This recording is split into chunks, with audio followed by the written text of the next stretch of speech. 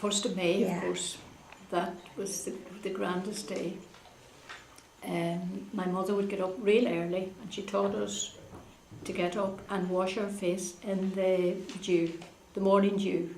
Of course, there's always dew on the grass on the 1st of May morning, and we'd wash our face, and then my mother would taught us to make a little hole in the ground just with our hands, and she would kneel down and put her nose into the soil or into the ground, and she'd sniff up the lovely energy from the ground. 3 times she'd do that. So this year I was away on the 1st of May. I was away walking in County Offaly, and my daughter was with me and a few other people, and my daughter, of course, we always did the same growing up as my mother.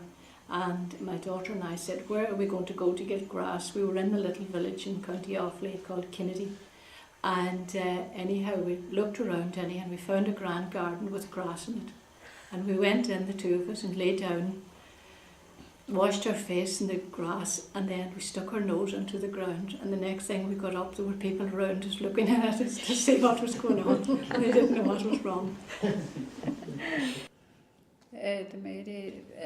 People used to cut a branch of, I think it was a hawthorn tree, and stick it in the midden and tie ribbons to it or flowers and kind of sing around it, you know. That was the day that was the day that the fairies resurfaced. You know, they hibernated from the end of October, beginning of November to May Day. Like they were back in business again then, doing their stuff, you know, that kind of a way. Like everybody was watching out for them. That was more or less, that was them out and about.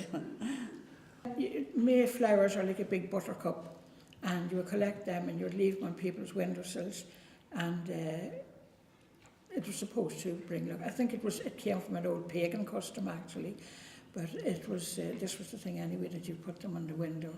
And the good thing about it was if children could see you putting them on the window, and then if you removed them yourself the next morning, the children really believed that the fairies had taken them because they were pleased with you.